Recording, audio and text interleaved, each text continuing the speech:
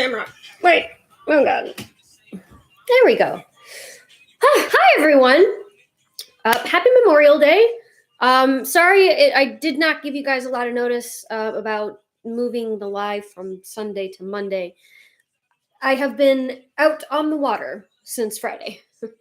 And the only reason that you cannot see evidence of that is because I'm wearing lots of foundation. But I've got the sunglasses tan line for sure.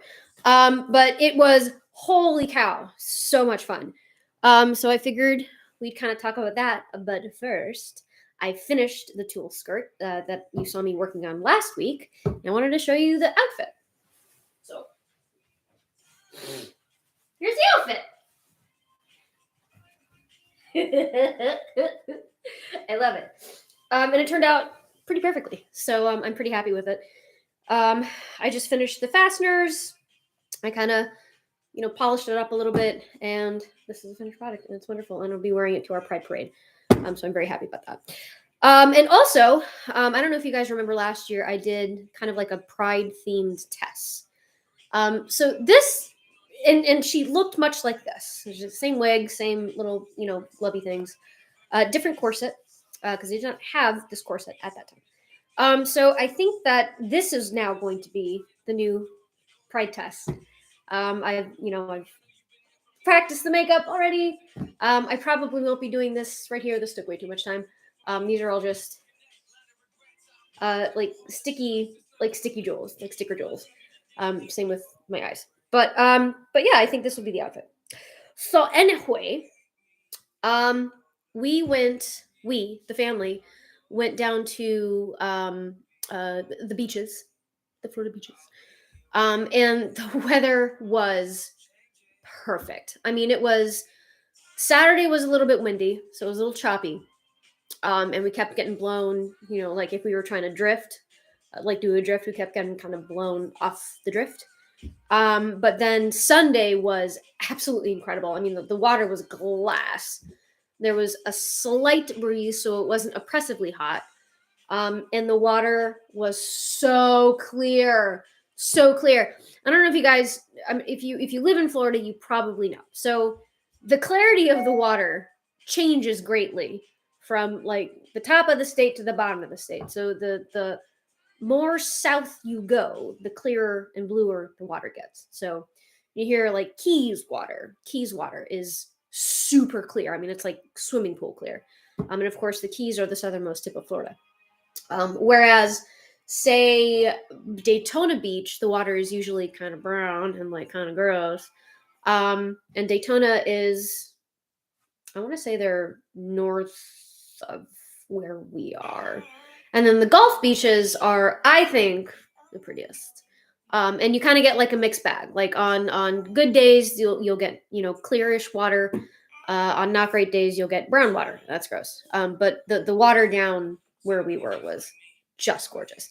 And so much marine biology everywhere.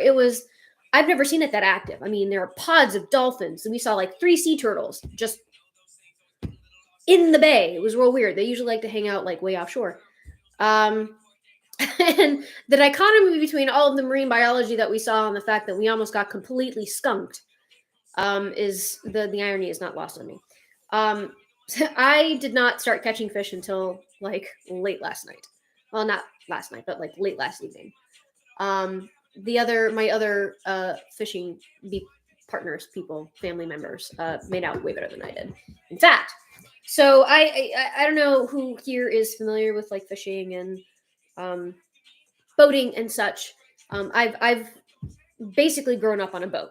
Like my family have always been big boaters. So ever since I was a wee girl, like 3, I've been out in boats. I've been fishing. I used to have those like teeny tiny like little child fishing reels, the ones with like the protected like reel and they're like neon colors. I had that, and I loved it. And I still love fishing. But certain types of fish obviously live in certain areas. On the grass flats, which was primarily where we stayed, you find trout, you find redfish, snook sometimes. Snook tend to hang out kind of on the sandier bottom and near like rock structures and mangrove trees. Um, really trout. Really trout is ladyfish. But mostly trout hang out on the grass flats. If you go out into the pass, and the pass, for those of you who are unfamiliar, for those of you who are landlocked, and just aren't familiar with the terms and the different things, a pass is essentially like, so you've got two islands. It's the area of water between those two islands. That's a pass, which makes sense, right? You pass through it. So pass fishing, and passes are usually very deep. I mean, you're looking at a steep drop to like 30 or 40 feet. And the current is really strong and the water is very turbulent, mostly in passes. So passes are a little more difficult to fish just because the conditions are a little more wild, I suppose. I've seen people anchor in the pass and try and fish while anchored, but I feel like that's dangerous because, again, I mean, the water is very turbulent, and people are passing by all the time, and if the anchor gets loose and gets caught, or even worse, like gets caught on the rocky bottom, then you're going under, and that would not be great. So we usually just drift the pass, but in the pass you find fish like grouper, snapper, mackerel, jack, pompano, that kind of thing. They like to hunt in that area. And then there's blue water fishing, which I have only done a handful of times. We really can't go out. We have a flats boat, and those aren't great for trying to go offshore fishing, as it happens. They're not offshore boats. But we have, I think the farthest we went offshore was like 30 miles. And we didn't like go like fishing with rods and reels. We had a couple of divers that dove down to a couple wrecks, and they went spearfishing. And out there, that's where you see like the Goliath groupers, the hogfish, the probably snapper, mackerel, kingfish, that kind of thing. But we did some pass fishing, but we did mostly flash fishing. Now, oh, hello everyone. Hey, welcome. So I live in Houston, so I've got gulfs. Oh, okay, gotcha. It was a flounder. Flounders are, first of all, they're delicious. Flounder is delicious. And they don't fight. They just kind of, when you hook onto one, you just kind of pull it up, and you just kind of, they're just kind of dragged up. They don't really fight much. I mean, you might get like one or two little like blips, but for the most part, they just allow themselves to be dragged up. I've only caught like one or two flounder in my time fishing ever. But usually we'll catch trout is the most common fish we catch. Mangrove snapper is second most common. And that's really it. I mean, we don't go pass fishing all that often, but we used to. And we did go pass fishing, we would catch like lots of grouper. Not so much anymore. I think there are lots of restrictions being placed on certain species of grouper because they're being overfished. Anyway, so there are two kind of things that are important to this story that I haven't gotten to yet. And one is the place that we went is kind of well known for tarpon fishing. And for those of you who don't know what a tarpon is, it is a huge fish. If you've ever seen a greenback, like a bait fish, those little like little silver bait fish with the greenbacks, think of that times a bajillion in size. That's a tarpon. Tarpons are huge, and they are not good eating. So people who fish tarpon, it's really just a sport. I'm not into that. Like, I'm not really into fishing for sport. If I'm gonna fish, I'm gonna eat the fish that I catch. Same with hunting. I've never gone hunting before, but I do. My brother has, and he goes hunting often with my dad and his friend. But yeah, like for me, like if you're gonna go out and catch your own goddamn food, eat the food. Don't just catch it for sport. I don't like that. That's bad. But anyway, the place that we went is well known for tarpon fishing. And tarpon, they are big. Mostly, I feel like they're ocean-dwelling fish until like during the season they come in. But they like to hang out in deeper waters, the pass. In fact, there is an 80-foot hole in this particular pass where the tarpon just come and hunt and hang out. For whatever reason, they love this particular 80-foot hole in the pass. They love it. So for decades, this particular little town has done tarpon fishing tournaments.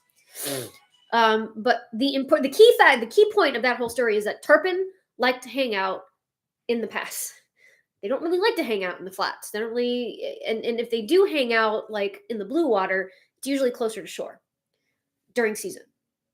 So, and again, right, trout like to hang out in the flats. You don't see trout like off the beach or in the blue water or in the pass. Their main source of food is within the grass, right?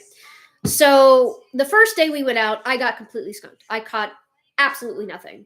My brother-in-law caught, soon to be brother-in-law, caught like it was like cast and release for him. I mean, he was just every time he cast out, he'd pull another trout in, and they were all like good keeper size trout.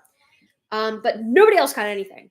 And then we changed scenes and we went out to the pass again, completely skunked, didn't catch anything. So we're like, all right, let's go out into the blue water, 10, 15 miles off shore and see if we can, score some mackerel or kingfish or something. And so we go out there and we're in like 30-foot water. That's not very deep. I mean, we were still like 5 miles offshore. And this bitch right here pulls up a goddamn trout. Like that little motherfucker was lost or something. I don't know. It was like little. It was like a little baby, and we didn't see. And the water was clear enough for us to be able to kind of like see, for the most part, around the boat. And like he was just out there by himself. Like that little guy, he must have been lost. And then my brother hooked onto this huge, I think it was a mackerel. It was a big mackerel by accident. So when you are offshore, the way that you try and track these fish, you don't just like go to any spot offshore and like drop a line. You'll be there all day. So what you look for is you look for birds, and you look for a shimmer, like a shimmer on the water. And the shimmer can either be caused by a breeze, right? Or what we're looking for are bait fish. The bait fish will come up to the surface and they'll just kind of hang out at the surface, and they'll create these tiny little waves on the surface, which creates kind of a shimmer. And you can see their pretty little silver bodies kind of reflecting the sun. So it's beautiful to watch. But where there are bait fish, there are bigger fish that are eating the bait fish. So when you go out into kind of the deeper water, that's what you want to look for. You want to look for those little bait clouds.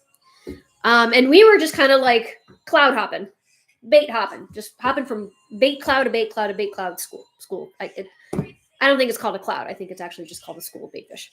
But we were hopping from like school to school to school and just weren't catching anything until my brother casts out, and he's got a spoon. A spoon is a kind of a lure that mimics the silver bait fish. And he just casts out and he fucking boom, it's like the pole like bends like that. It was big guy. I mean, he must have been 18 inches. It was a big fish. And they fight like crazy, mackerel do. And when he pulls it up, the hook is not set in the mouth. The hook is actually set under the poor kid's fin. But since he was keeper size and since mackerel is delicious, we kept it. So anyway, yesterday, so that was Saturday. Yesterday, we mostly stayed in the flats. So we were out in one of our favorite fishing spots. It's called Cobia Flats. And it's self-named. We named that ourselves because we caught one cobia there one time, like 15 years ago or something.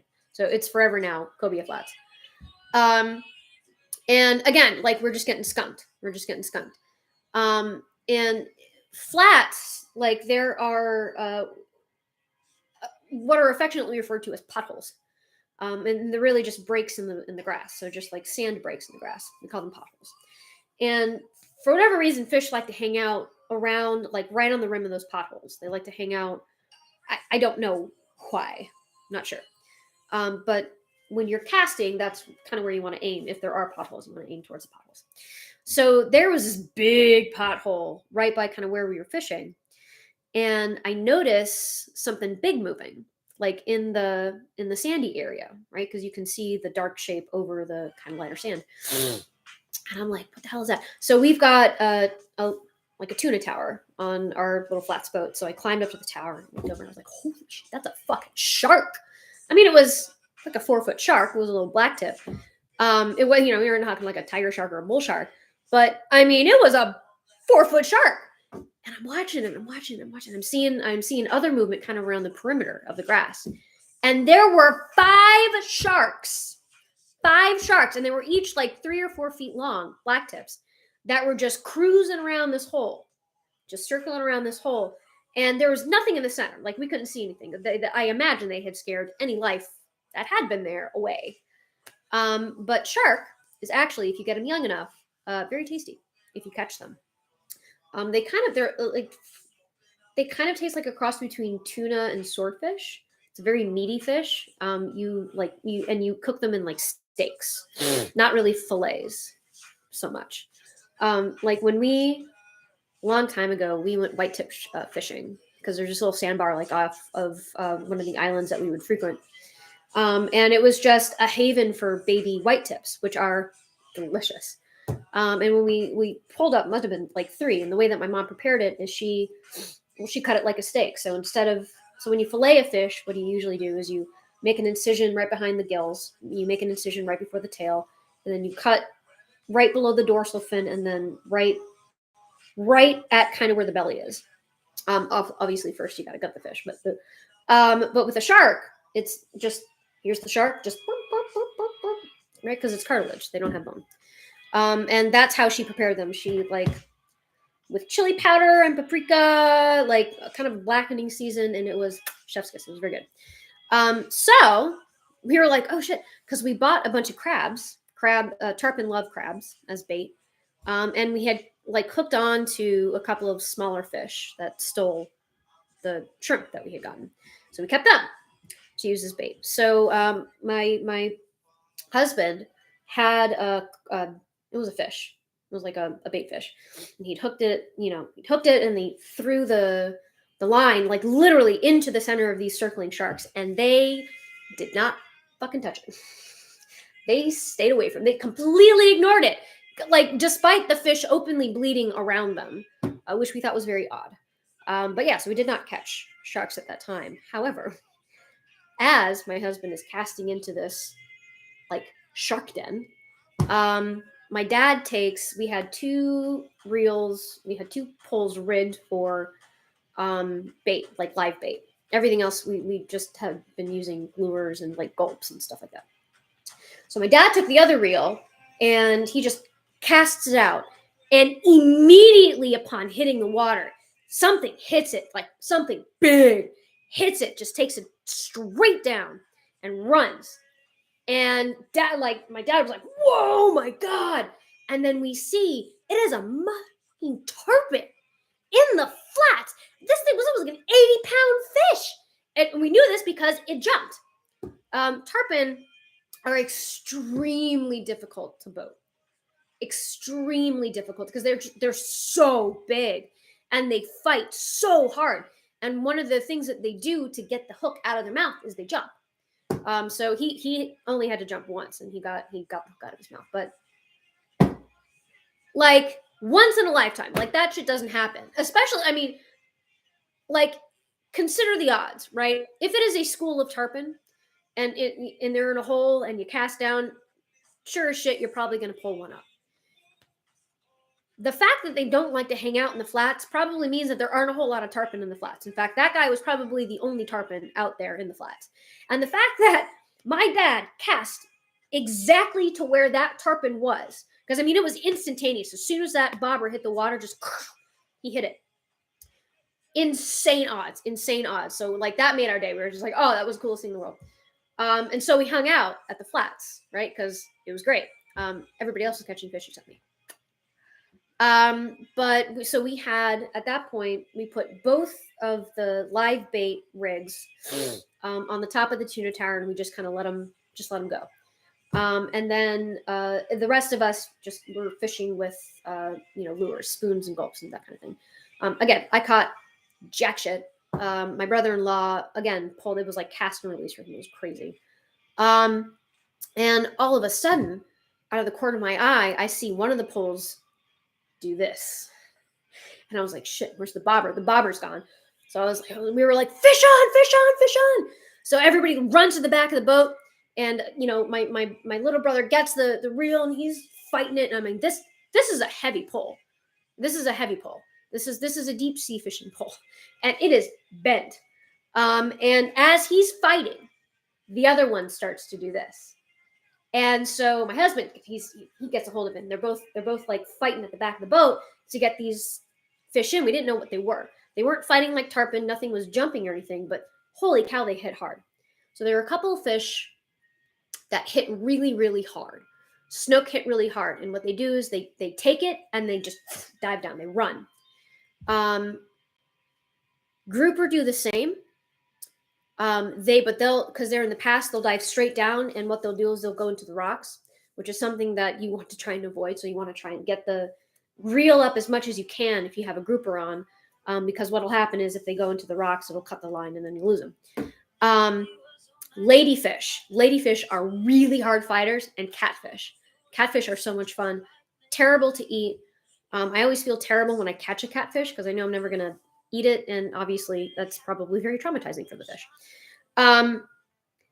But sharks are another extremely tough fighter. They fight like the dickens. And as my brother and my husband are bringing these lines in, we see that they have both hooked on to 2-3 foot bonnethead sharks. It was an amazing thing to watch. And I took a video and I tried to post it on Patreon, but I couldn't. For something's going on with the Vimeo, because Patreon, the way that you upload videos to Patreon is through Vimeo.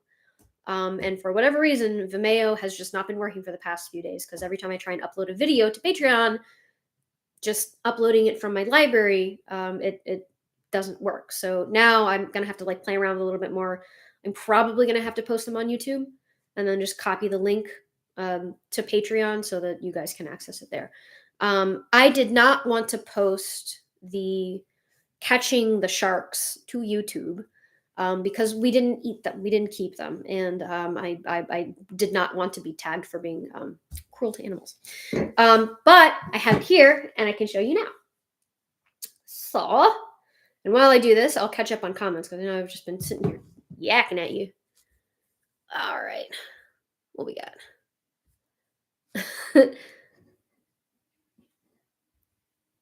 What is, okay, Mr. Enigma, what is that from? That appears to be a quote. And it looks like a really cool quote. I want to know what it's from. Okay.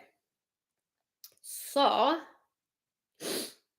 Jaws! Of course it was. Because of course it was. I have not seen Jaws in many years. And when I did first see it when I was a child, I did not go into the bathtub or the pool for months.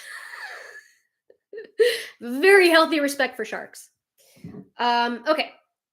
So I'll turn the sound up so hopefully you guys can hear it, and I'll try and position it. Wow, look at him! Wow. Forgive my commentary. I kind of sound like that one chick from Legally Blonde. You look like the 4th of July. Hey, buddy. There was a few beers in at that point. Look how pretty she is. I don't actually know if it's a female or a male.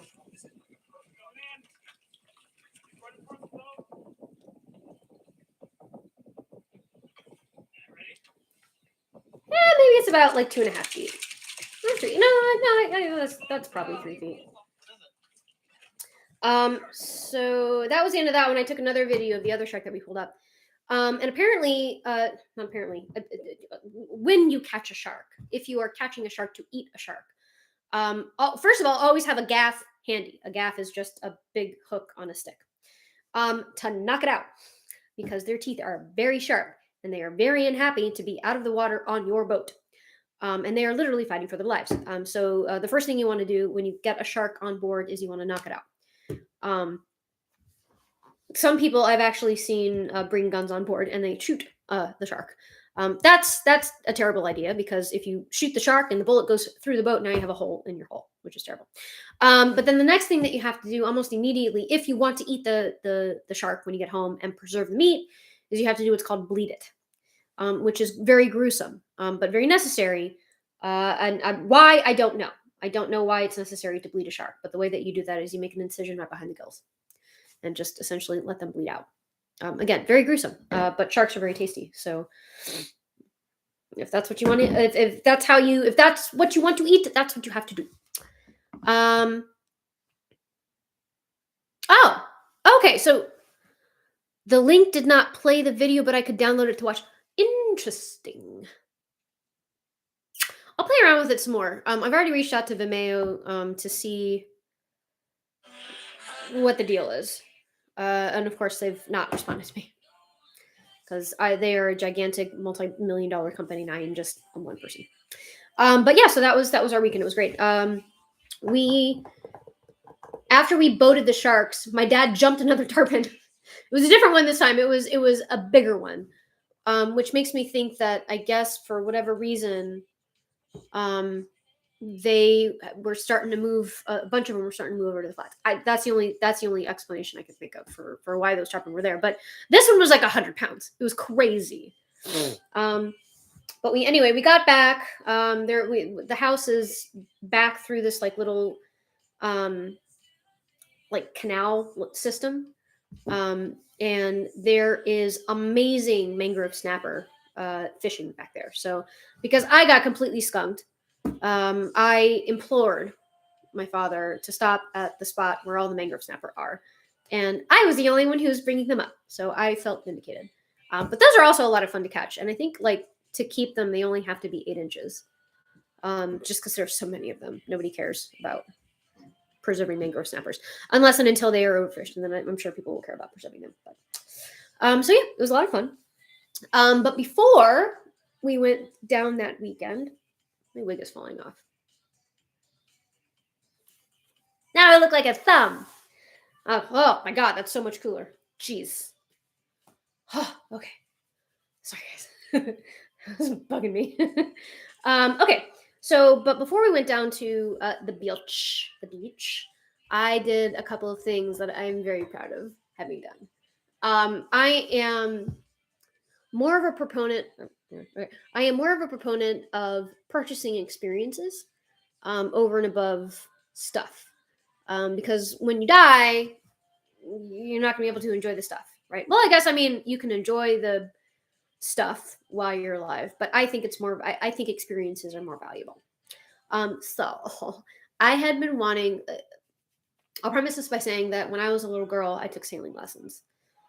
Again, like I guess my parents were like, "We want you to learn how to sail, and then we want you to learn how to drive a motorboat." I don't know how to drive a motorboat, by the way, but I do know how to sail. And I loved it. I loved sailing. I took 2 summers worth of it, and the first summer they put us in the buckets, the sailing buckets, and they're literally just like one person wooden buckets. The mast is in the middle. There's only one sail. You have to put the keel in. So the keel comes separately from the boat. So there's a hole in the middle of the boat that you're supposed to put the keel down into. And then, of course, it's got a rudder. And those little things actually can go pretty fast.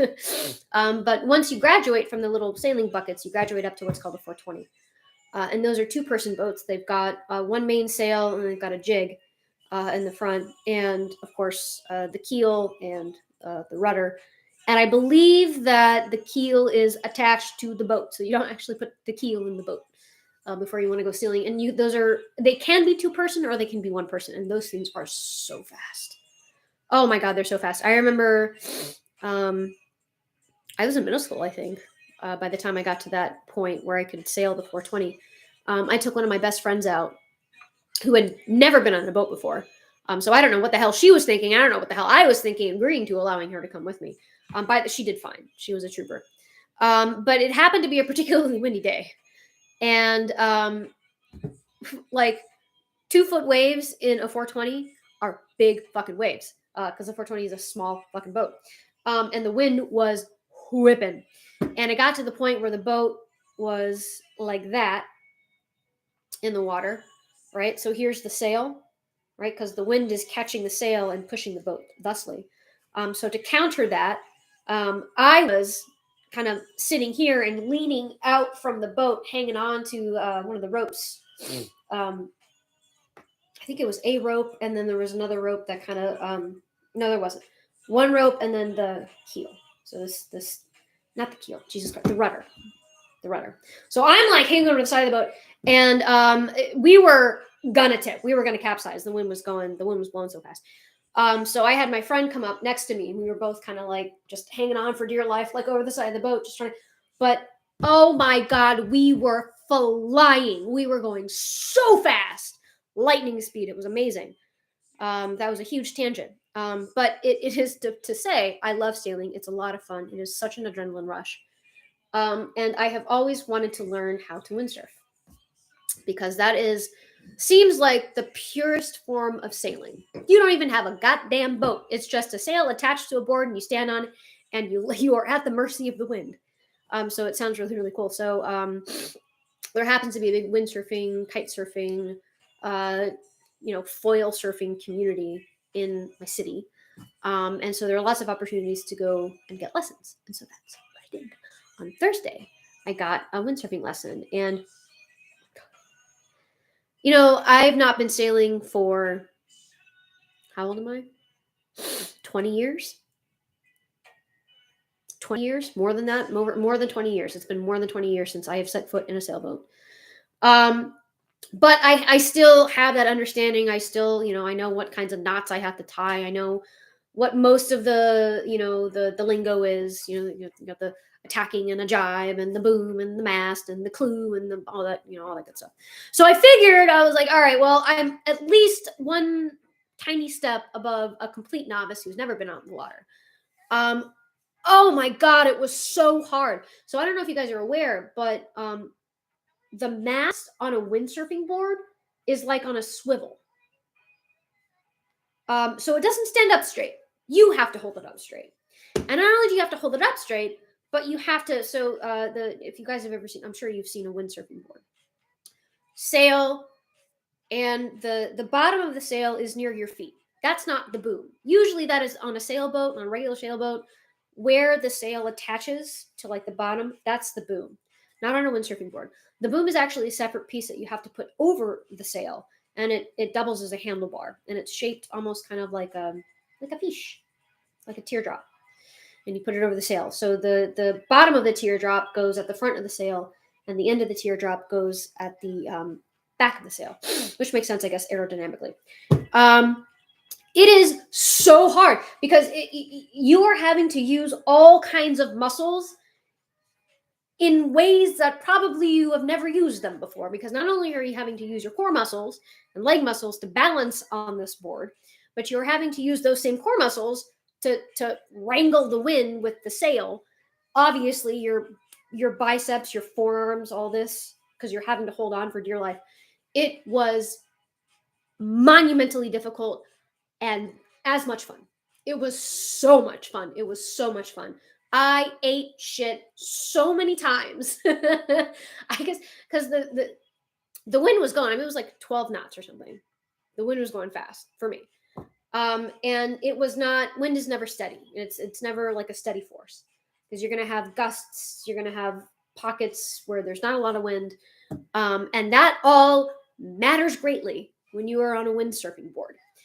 Because unlike a sailboat where the mast and the boom are essentially holding the sail in place, on a board, you are both the mast and the boom. You are holding the sail in place. So when the force changes, for instance, if it's a gust, it just kept ripping the sail out of my hands, almost every gust. And the problem is that either it ripped the sail out of my hands or it ripped me off the board and into the water. But it was a lot of fun, and I totally want to do it again. And eventually, I would like to get my own windsurfing board, because I know that is the easiest of all of the like windsurfing type dealies, windboarding type dealies, because it's unlike a kite. I don't know if you guys have ever seen, I mean, they almost look like parachutes. Attached to big long lines, and then a person is holding it from a board, and that's how they surf. With that, you need like 2 people. You need a whole lot of room to get it all set up, and it's just a big hassle. And then like the foil boards, it's like the board, but then it's got this like foil. It's like a T. It's like shaped like a T, so it comes down, and then there's like this little like wing there. And what happens is if you get on a plane, it lifts the board out of the water. So it actually, you are not having to deal with like choppy water. So it's much smoother. But you got to get up on a plane first, and that's probably very difficult to do, especially for novices like me. And I think that those T-foil boards are much harder to transport, right? Because I don't think that they're detachable. I could be wrong.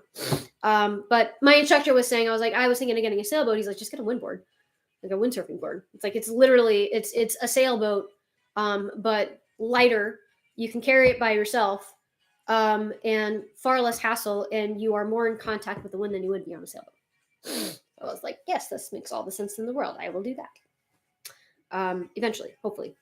They're pretty expensive. They're like, if you want a whole rig, board, mast, boom, sail, all the necessary like ropes and shit, it's like $2,000, 2,000 to like 2,500. It's not like unattainable, but it, that's a big purchase. I'm not really ready to make at this moment. Burp. What do we got?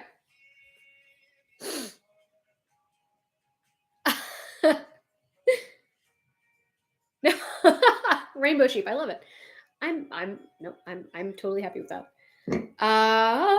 But yeah, so we've only been at it for like 37 minutes, and I've already run out of things to talk about because I haven't talked so fast. It's been a hugely exciting Memorial Day weekend for sure. Windsurfing. What do we do on Friday? Friday is when we went down to the beach. Oh, that was what I did. You guys. In addition to windsurfing, I have also been meaning to purchase myself a pair of roller skates. I have never been roller skating. I've been rollerblading. And while the two concepts are the same, in practice, they are way different. I find rollerblades a lot more stable to skate on, and they make more sense to me because the brake is in the back of the skate rather than like a roller skate where the brake is in the front. That makes more sense to me because why would you put the brake in the front to where like you have to step forward, so you're already kind of like coming off your center of balance, and the momentum is already carrying you forward. So if you stop and you're like this, you're eating asphalt. Like, I don't know, that made no sense to me. But I used to rollerblade a lot, and as of late, I was like, you know what, I should learn how to roller skate. Why? I don't know, because why not? And apparently, it's like I was on like roller skate TikTok for a while, and it's beautiful to watch. Like the really good roller skaters, they're just dancing. They're just dancing on the roller skates. It's beautiful to watch. And I was like, I want to be that person. I want to do that. So I was like, okay, I'll go buy myself some roller skates. So I did. And the only pair, the only color that they had in my size, they being Tilly's, which apparently has turned into kind of like a skate shop and clothing shop, kind of like Vans, sells them. They sell Impala skates. And the only Impala skates that they had in my size were an iridescent, like rainbow color with glittery blue wheels and glittery laces. And I really wanted them because I wanted to take them down to the beach and use them on the beach. I mean, like not on the beach, but like on the sidewalk. So I bought them. So now I have unicorn roller skates. And honestly, I couldn't be happier. They're so cool. They're so cute. So I have not eaten shit yet on those roller skates. I'm very proud of myself. I also got lots of protection. I've got knee pads. I've got wrist braces, and elbow pads. But knock on wood, I will never need them. So yeah, I did that too. I'm getting better at it. I don't look like a newborn giraffe anymore when I'm on them, which is great. And maybe next week, and I don't know. Maybe I'll go to a roller skating rink. I haven't been one of those since I was 12, and they're really cool. I used to love. My good friend would take me to roller skating rinks all the time. I'd get rollerblades, or I'd bring rollerblades. Like every now and then, I'd do the skates, but again, I was terrible at skating, so I'd always fall flat. But those are great because they play the music and it's nice and smooth, and you just kind of like get to cruise with everybody else. It's really neat. So maybe I'll do that next weekend. I don't know. Strap a sail to a kayak. I used to do that. I used to bring because we had a canoe when I was little, and we have a lake in the back of our house, my my parents' house. And while I didn't have a sail, we did have like one of those beach umbrellas, and I'd take that shit out on the canoe. I'd put it out in front of me. I wouldn't hold it because that was too small. And that's how I would sail around in the canoe. I crashed several times into the shore, but it was a lot of fun. But yeah, and like that, and if I was like rollerblading, I would do the thing. Have you guys ever seen the movie Wind? If you haven't, watch it. It's an incredible movie. But there's a scene in that movie where the main male character is on the salt flats, and I guess they're in the midst of designing a racing yacht, and he's like taking a break. So he goes out on a bike in the salt flats, and the wind starts to pick up, and he takes his shirt off and he holds it up. He holds the shirt like above his head, and just kind of leans back on the bike and lets the wind kind of take him on the bike. I used to do that with rollerblades. Wouldn't take my shirt off, but I'd bring another shirt and would do that, and it works. It's really cool. It's a lot of fun.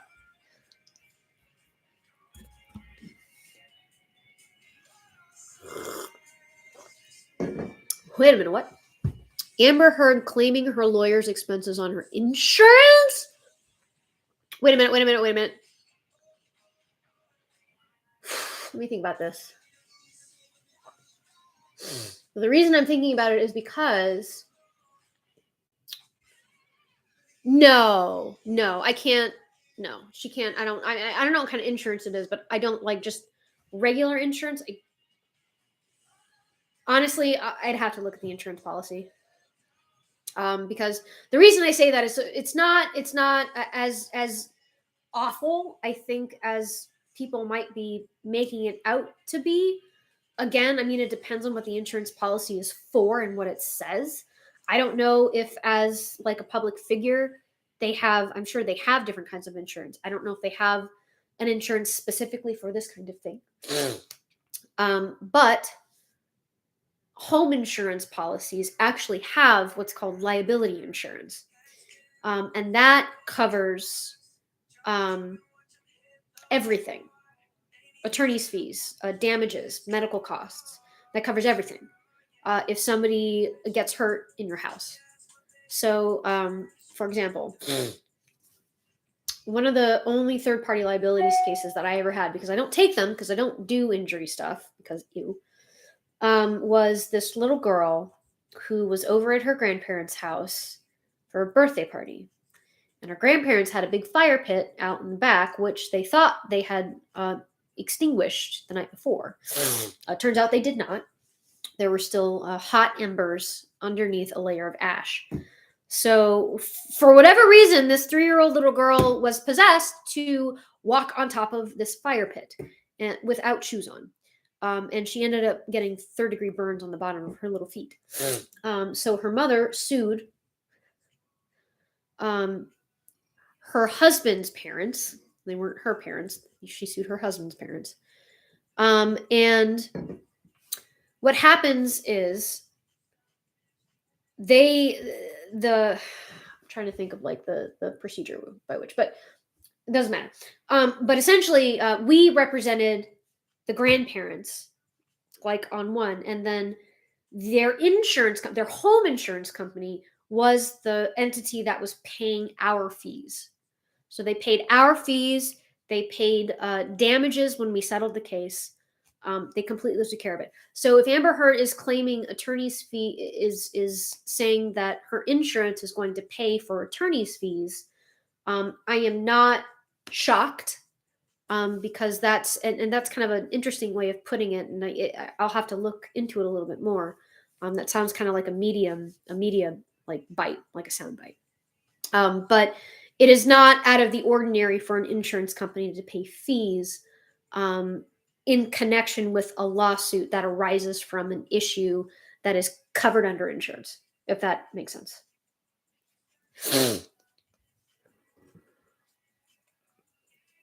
What? That's amazing! Saint Sabret. They just lived.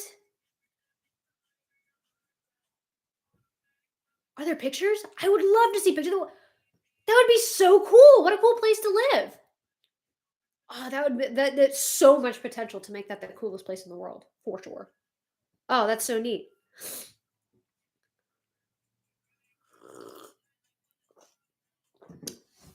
Home insurance. Okay. So home insurance, like I said, covers damage if damage happens at your house. It covers the cost to repair the damage. And then if somebody gets hurt while they are in your house, it covers their medical costs. And if they file suit, it's going to cover attorney's fees. The defense counsel attorney's fees, and I'm sure plaintiff's counsels as well. But that is a very specific situation. And Johnny Depp has sued her for defamation, which is not a physical injury. And it was based on an op-ed that she wrote in, was it Virginia? Is that where the trial is?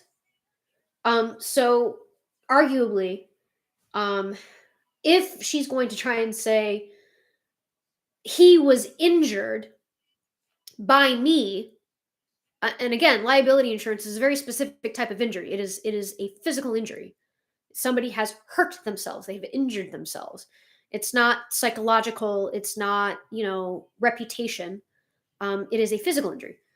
I am unaware of any insurance policy, home insurance policy, that covers the type of injury that you get in a defamation case. That being monetarily damaged. So for reputation. And usually that kind of bleeds into monetary loss. So for Johnny Depp, I mean, he lost the Fantastic Beasts franchise. He was booted off of the Pirates franchise, so he lost shit tons of money because of Amber Heard's allegations against him.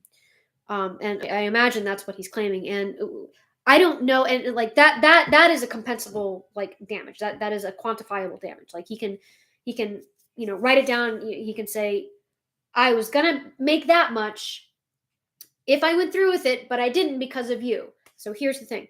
The other damage that is less easy to quantify, I think, in a defamation suit has to do with your reputation. I don't really know how you'd quantify that. I don't know if you just use the two franchises that he was booted off as a measure of the damages, or if it's something like pain and suffering.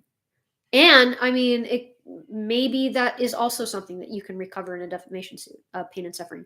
Also, not really quantifiable. That's more of. I watched. I told you guys, I think last week, that I watched my boss try a case, and during closing arguments, plaintiff's counsel. This was an injury case.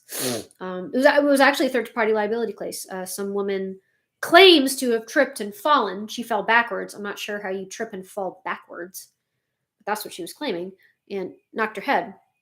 And sued the homeowners association where the sidewalk was. So during opposing counsel's closing argument, he's like, these are her medical costs. These are the bills. These are the receipts. Past, future medical costs were based on the amount of time she had left to live, which is highly morbid. Holy cow. But there are experts out there that actually that's their job, is to calculate how many years left you have to live in order to calculate medical costs for a permanent injury. So, obviously, she was claiming a traumatic brain injury. So she's going to need care probably for the rest of her life. It's a permanent injury. So they calculate that amount when they're deciding damages. Now, those are quantifiable. Unquantifiable damages. And again, I don't practice PIP. I have very, very, very basic knowledge of personal injury law. But damages that are not quantifiable, like you can't just count the numbers, or there are no receipts, there are no invoices, there are no bills, is what's called pain and suffering, anguish, emotional damage, essentially.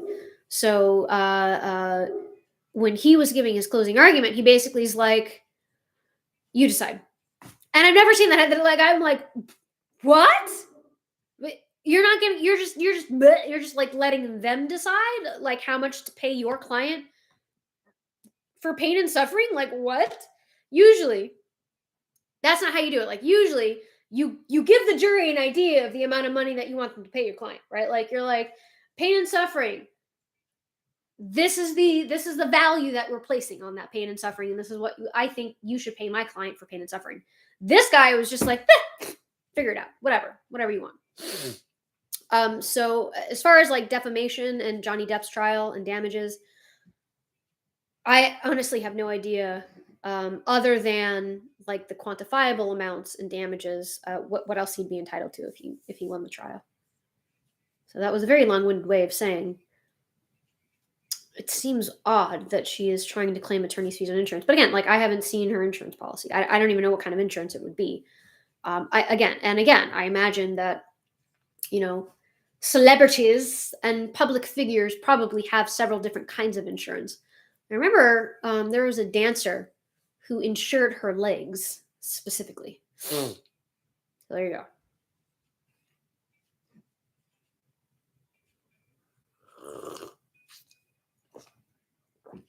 Okay.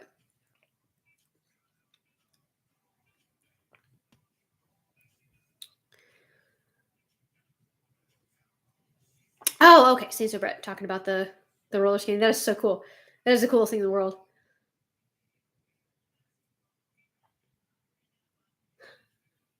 No way. So, did you see him? That would be my dream, to meet Johnny Depp. Oh my god, at least one of them. I'd love to meet Johnny Depp. That's awesome. Does he live there now? Does he live in the UK? I know they have a house in London. That's because I know they already went through a trial in London. And I don't know the outcome of that trial. I feel like Johnny Depp probably did not win that trial. And I feel like that's where some of the abuse took place, and was across the pond. Oh, cool! In New York, I've only ever been to Manhattan.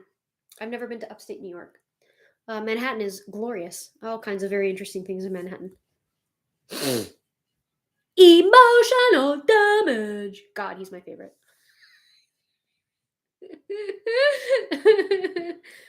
I actually have that soundbite saved in my phone, along with I don't know if you guys are familiar with Ben Bernard. That was hair. That was weird. He's a comedian. Actually, he's a native Floridian comedian. And I love him dearly. He's really, really good at what he does. And he's the guy he's on TikTok. He's the guy that does like the different personalities for each state.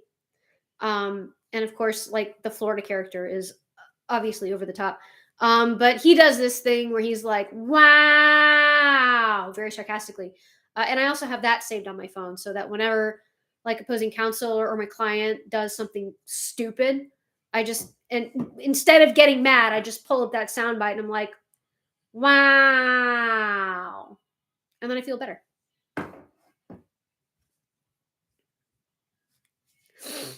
Oh, that's really cool. So like singing, like performing singing, or was he just like out in a bar somewhere and got drunk and just sang, which would also be amazing to watch. But I didn't know Johnny Depp was musically inclined. I mean, over and above like what most actors already can do musically. Oh, maybe it was Tina Turner. Maybe it wasn't a dancer. Maybe it was Tina Turner. Yeah, I'm not impressed with Amber Heard. She's on my celebrity shit list. But then again, anybody who lies and attempts to destroy somebody else's livelihood for no goddamn reason, yeah, I don't look kindly on that. That's pretty shitty. Much like plaintiff's counsel nowadays. But you didn't hear that from me. Anyway. The Hollywood Vampires is no shit! What? How did I not know that he had his own band? What's wrong with me? I'm going to have to return my Depp fan card now. But also, I'm going to check it out for sure. I love Johnny Depp. I love all things Johnny Depp. I love all things Tim Burton, which is essentially Johnny Depp. Mariah Carey, I don't know. I feel like she's probably insured her like vocal cords, right? That makes sense. If anything happens to her vocal cords, insurance will pay for it. Although not like she needs insurance to pay. She's a freaking millionaire. Jeff Beck. Never heard of him. But I definitely will check out the band Hollywood Vampires. That's really cool. That is really, really, really cool. The only, not the only. I'm sure there are others, but the other actor slash singer who comes to mind immediately is Jared Leto, who I also love. That man is beautiful. That man is like ageless. I don't understand. He's like in his late 40s or something, and he still looks the same as he did back when I was in my emo stages. Like, I love 30 Seconds to Mars. So Jared Leto is lead singer for the band 30 Seconds to Mars, which I would argue is more successful than his acting career. But he's a very good actor. He won an Oscar for his performance as a gay transvestite hooker. I think it was a transvestite. I don't think it was trans, because he was. But you can be trans and gay at the same. I don't recall. I believe it was transvestite. But he won an Oscar for that. So he's a very good actor. But I think he's a better musician. I've seen him a couple times in concert, and he puts on an amazing show. Like, there are some bands out there that, like, I'm trying to think of one. I'm so sorry, Chester. I'm so sorry. Linkin Park sucked live. Linkin Park was not good live. They were not good, in my opinion. In my very, very humble opinion, I did not like Linkin Park's live performance. I loved their music. I had all their albums. I don't know where they are now, but I remember seeing them live when I was in 7th grade, and I was just like, oh, I was disappointed and surprised. But 30 Seconds to Mars is not like that. 30 Seconds to Mars puts on a really great show. All right. Tool. I have never seen Tool live. God, I've been wanting to see. I love Tool. God, I love Tool. Love Tool. But I've never seen them live.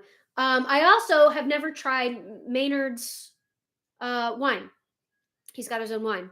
At least last time I checked, that was like 5 years ago. He had his own wine. It was like his own wine brand. But I've not tried it. I have tried Aviation Gin, which is the Ryan Reynolds gin, and it's not that good. Sorry, I have to agree with Hugh Jackman on that. It's not so bad that I just tip the bottle over and let it just kind of spill out as Hugh Jackman did. Excuse me. But I will never buy another bottle again. It's just it's got a like a motor oily kind of a taste. It's not like chemically per se. Like, when I think of chemically taste, I think like cleaning chemicals. Like, I think bleach and Pine Sol and, like very, like, destroys the inside of your nose kind of a smell. Aviation Gin kind of has this like aftertaste of like motor oil, and it's just not pleasant for me. There are plenty of other people who love Aviation Gin. Ryan Reynolds clearly loves his own gin very much, and he's done a wonderful job of marketing it. And I love everything else Ryan Reynolds does. I'm just not a big fan of the gin. Codicus. That's right. Codicus Vineyards. So Mr. Enigma, that's still around. Because I'm gonna need to buy myself a couple bottles. My sister is a much bigger Tool fan than I am. She went to their concerts. She has all of the band shirts. She's got all of their albums. She was kind of who got me into Tool. I love Tool a lot. So I might actually keep the way that this glass is designed. Like, looking at it from like where I am, it looks like there's something in my drink, and it's not. It's just the reflection. By the way, if you guys are building your own home bar and you want some cool like tiki glasses or just some cool glassware, go to the Goodwill. That's where I got this. Isn't this the coolest thing? This was like 69 cents or something. So.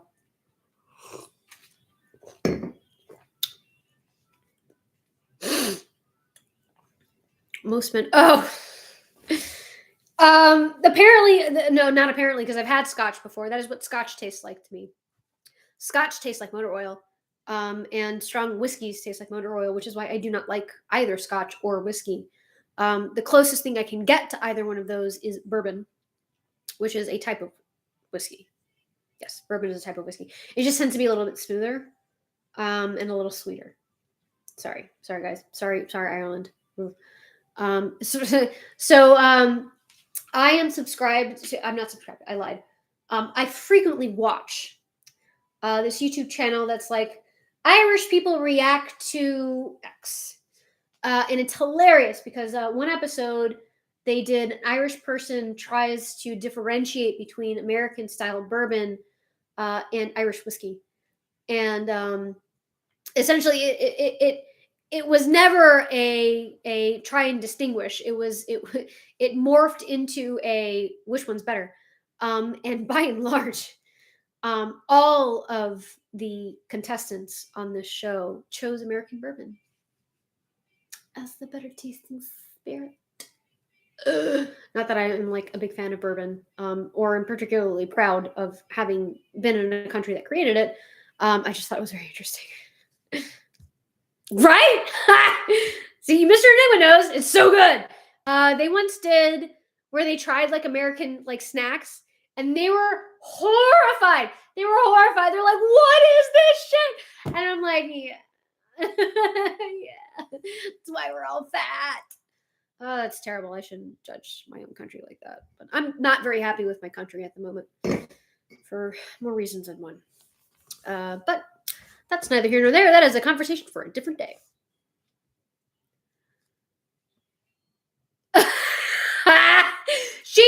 If she is who I think you're talking about, because I don't know their names. I agree with you. Like that woman, she must have like a different, like a second set of kidneys and liver to just to deal with all the alcohol. Like every time I've seen them do like a cocktail or like an alcohol thing, she just maintains baseline the entire show. Like everybody else is just like you can see them getting tipsier and tipsier and tipsier. This bitch is just like the entire show. It's gold. I love it. The Sassenach line. What is that? I want to know what that is. What is that? Is it a train? Is it consumable? I am unaware. I for those of you who don't know this about me, I am terrible at pop culture references. I am my little like world is very small. It's my day job. It's this, and it's my family. That's my entire world. And typically, most of my time gets taken up either by work or by this, or by my family. I would like to have it, the majority of my time being taken up by my family, ideally. But of course, we live in America, and capitalism is king. So we can't do that, unfortunately. Anyway, all right, guys. Well, I'm actually having trouble breathing, so I'm gonna end today's live. Hold on. Durian fruit episode? Oh my god! Durian fruit, for those of you who are not familiar, is disgusting. It smells like sweaty feet. Like it's gross, and it's a fruit. It's a big fruit. Creamy, apparently, very creamy. And apparently tastes very good, but you got to get past the smell. And I am very skeptical about the taste because smell is a huge part of your ability to taste things, which is why, like, when I taste something and I'm like, this tastes like wet dog. No, I have never licked a wet dog before, but I've smelled a wet dog, and that is what it tastes like. So I am very skeptical about durian tasting anything other than sweaty feet. Huh. Rotting flesh, fruit. Yes. Huh. Gross.